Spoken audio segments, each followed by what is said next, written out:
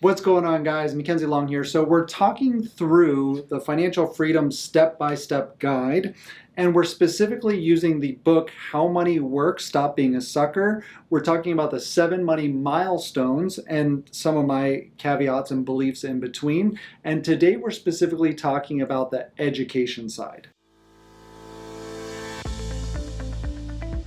All right, so today's focus is money milestone number 1, the financial education. And the reason why I love this book, not just because it's been on TV hundreds of times, not because it's just the number 1 best-selling book. And by the way, you can get your own. There's a link down below if you'd like. You can buy it on Amazon. It runs anywhere between $17 and $26.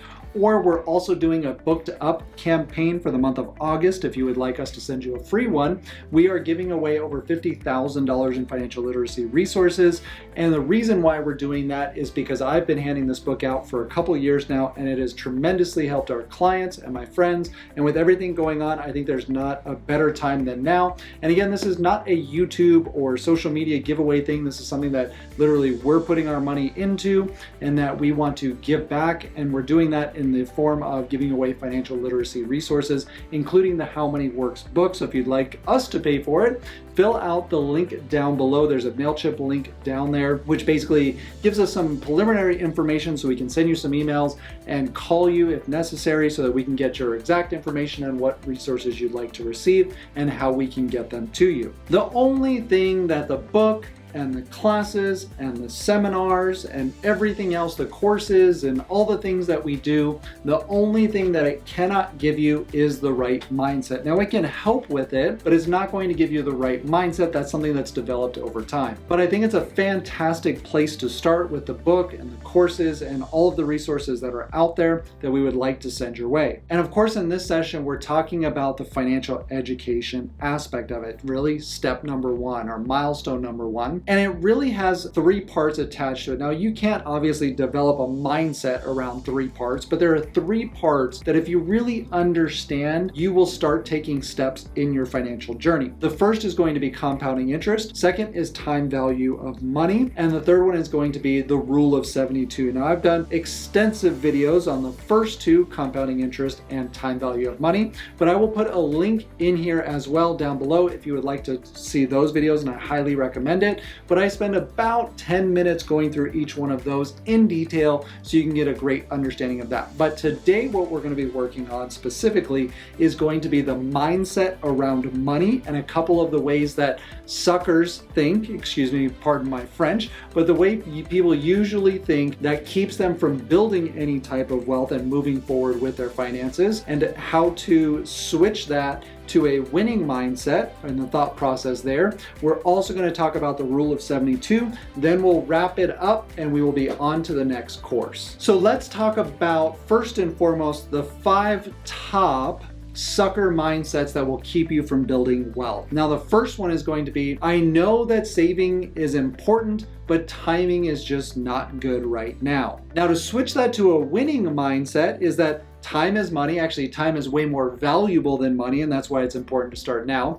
But time is money, every day counts, and building my financial future starts now. And when you understand the rule of 72, which we'll be talking about today, you'll understand why that is. Also, make sure you go watch that video on the time value of money to really cement that into your brain. Sucker belief number 2 is that there's the haves and the have-nots. It will always be that way. It's always been that way, and that's never going to change. Whereas the winning mindset is going to say, you know, I may not have learned these concepts in school or a long time ago when it would have been helpful for me, but with the right information, the number 1 economic crisis around the world does not have to be your personal economic crisis. Number 3, sucker mindset is, well, I guess my kids are just going to have to figure it out. They're going to have to fend for themselves. Whereas the correct mindset would say, well, if there's an affordable way that I can set my kids up for the future, my family and I, we will get it done. Sucker mindset number 4 is that, you know, my boss just doesn't pay enough. The bills are too expensive. I pay too much in taxes. I'm getting too old. I'll just never have enough money to live my dreams. Whereas the correct mindset, the winning mindset, will say, you know what, my savings might be a little bit light, but that's not a big deal. I know that I can create a business or I can create more income that I can still live my dreams. Number 5, sucker mindset is going to say, well, you know what? These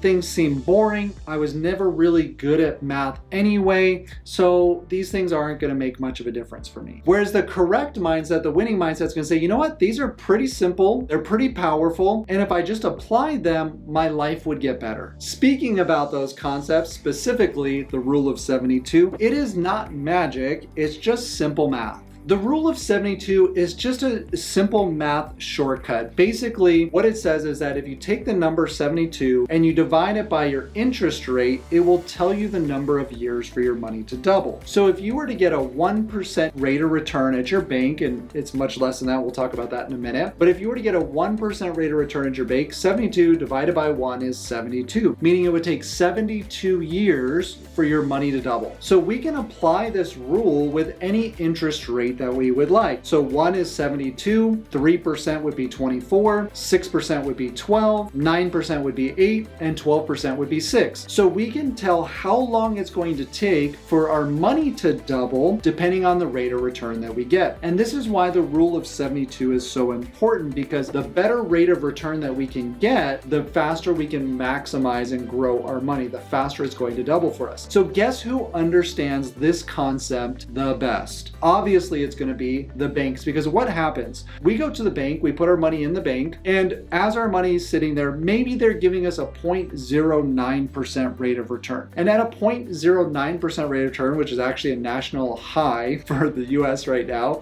and what that means is it would take 800 years for our savings account to double. Now, I don't know about you, but I don't expect to live that long. I don't even know it would take multiple generations to even be able to do that. And by the time it was able to double, it probably wouldn't be enough money anyway. And this basically means that if I had $1 in the bank right now, it wouldn't be till 2822 that I would actually have $2 in the bank. What's the challenge with that? It's just way too long. Whereas guess what the banks do with our money, since they understand the rule of 72? How much, if you were to look at your credit card loans, how much do they usually charge on your credit card? Let's say they were charging you 17%, which is probably on the low side. 72 divided by 17 means that their money is doubling every 4.2 years. So no wonder why people have a hard time building wealth when their money is hardly growing and their debt is growing much, much faster. Do you see what I'm talking about when we were going over the importance of having a financial education and also having a guide to help you understand these things? Because you might understand the rule of 72 and how the numbers work, but you might not understand the ways that you're being taken advantage of